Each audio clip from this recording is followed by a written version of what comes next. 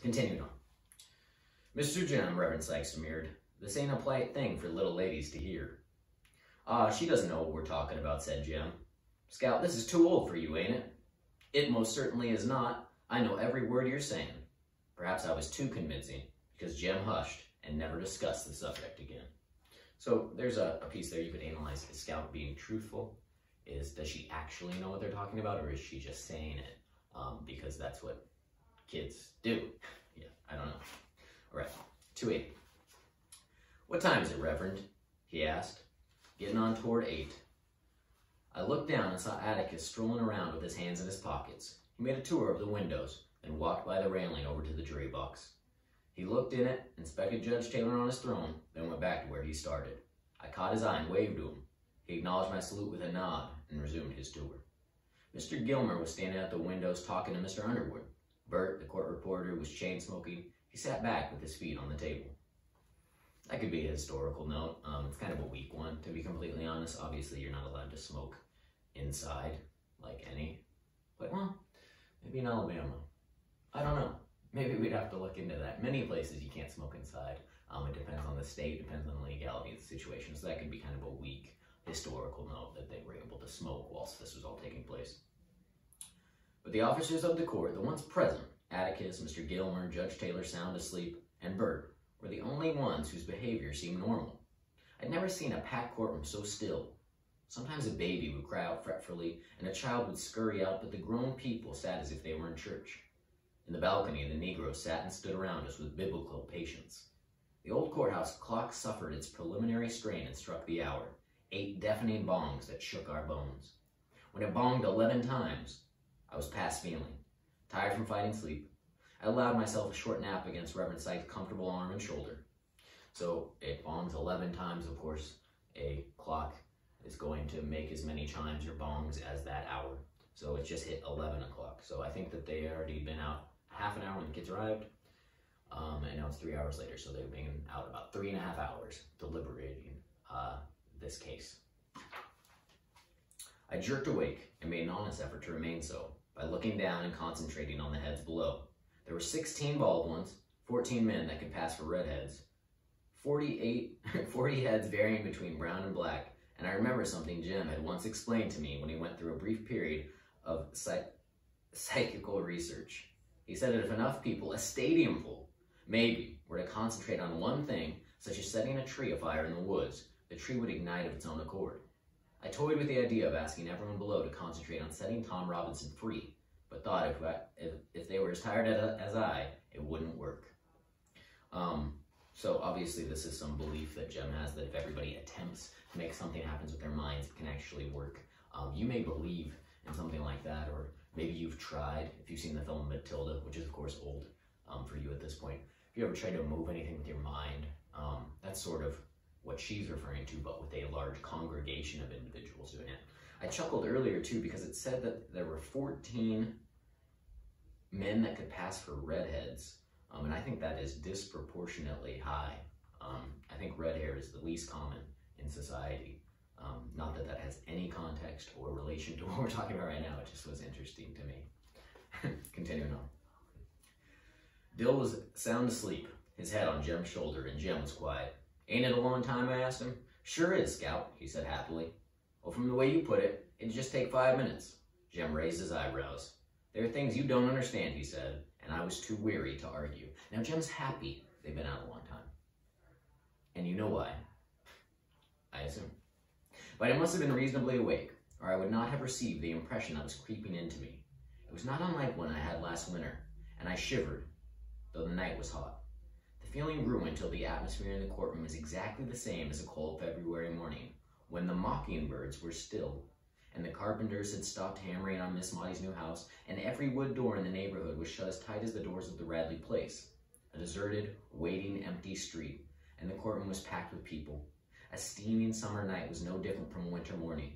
Mr. Heck Tate, who had entered the courtroom and was talking to Atticus, might have been wearing his high boots and lumber jacket. Atticus had stopped his tranquil journey and had put his foot on the bottom rung of a chair.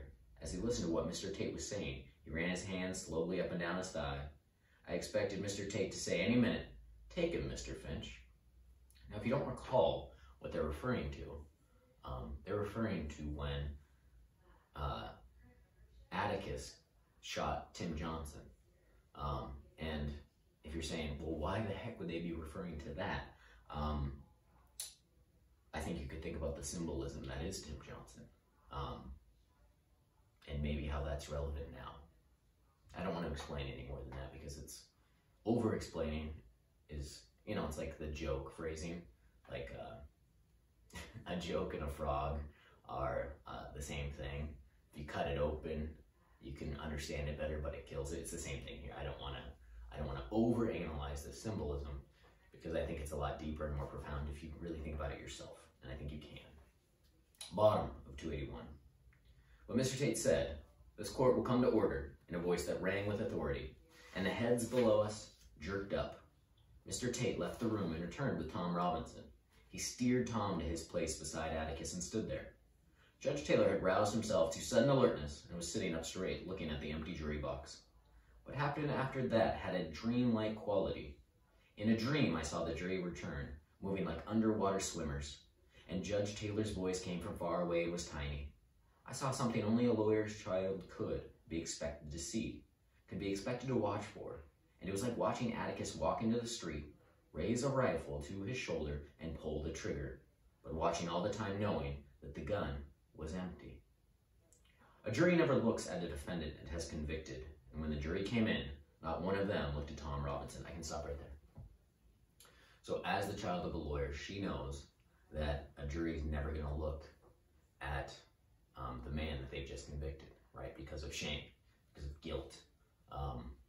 I would assume that in a case where people were certain of their decision, they would look, but I don't know. I'm not a child of a lawyer, and this is a book. But now you already know what is going to happen. Before we even read it, we were just told, without it being explicitly stated. The foreman handed a piece of paper to Mr. Tate, who handed it to the clerk, who handed it to the judge. I shut my eyes. Judge Taylor was polling the jury. Guilty, guilty, guilty, guilty. I peeked at Jim. His hands were white from gripping the balcony rail, and his shoulders jerked as if each guilty was a separate stab between them. Judge Taylor was saying something. His gavel was in his fist, but he wasn't using it. Dimly, I saw Atticus pushing papers from the table into his briefcase. He snapped it shut, went to the court reporter and said something, nodded to Mr. Gilmer, and then went to Tom Robinson and whispered something to him. Atticus put his hand on Tom's shoulder as he whispered. Atticus took his coat off the back of the chair and pulled it over his shoulder. Then he left the courtroom, but not by his usual exit. He must have wanted to go home the short way, because he walked quickly down the middle aisle towards the south exit. I followed the top of his head as he made his way to the door. He did not look up. Someone was punching me, but I was reluctant to take my eyes from the people below us, and from the image of Atticus's lonely walk down the aisle. Miss Jean Louise? I looked around. They were standing. All around us, and in the balcony on the opposite wall, the Negroes were getting to their feet. Reverend Sykes' voice was as distant as Judge Taylor's. Miss Jean Louise, stand up. Your father's passing. Okay, there we go. That's the end of chapter 21, folks. A brief, quick chapter, obviously giving you to the actual verdict in the trial against Tom Robinson. I briefly mentioned cultural and or historical note, of course, with the verdict. That's another one right there. Of course, with the verdict, there's a theme note for every single class. I'm not going to go over the specific themes for each class. It is posted in the classroom, and you could have written those down. In terms of language in this chapter, there wasn't much that was too difficult. There's only one word, and I skipped over it like a goon. All right, there it is. Indignant. Indignant would be a great word, and if I had actually, I'll give it to you in context. The streetlights were on, and we glimpsed Calpurnia's indignant profile as we passed beneath them. This is after she picked him up at the courthouse, and typically in the class, I'd say, oh, who knows, what does indignant mean? And Micah or Tian or Esther or someone would tell me probably what they thought it meant, and then I might make you look it up. If you look it up to get the exact definition, I don't have it with me because my phone's recording this, and I'm too lazy to do that separately. I think it's a feeling of anger or annoyance based on actions or something like that. So they can tell that she is angry and annoyed based on what they've done due to her indignant profile. So there's a word for you. Look at that, crazy. All right. That's the whole chapter, folks. I hope I gave you some stuff that could work for your notes. If you hadn't already finished the chapter, that's totally fine and great. If you already had previous notes, that's fine. If you took them with me, that's great too. I don't mind. I will continue to try and upload some of the chapters. Obviously, the goal is to have you read and take notes for all chapters from 21 to 31 by the time I see you next. And that was supposed to be by the time I saw you on April 1st. So I think that will be a sliding scale of what the expectations are, but we'll cross that in a future video, and that's all I can do for now. All right, thank you very much for maybe watching all the way to this point. That'd be amazing. And if not, if so, I hope to see you / talk to you soon. I hope you're doing all well. I hope to maybe take pictures of my comments on your essays and send them out to you. That's an annoying, lengthy process, but it will most likely get to that point. So I'll do that. I'll keep you posted, and take care, everyone. Stay healthy, and hope to talk to you soon.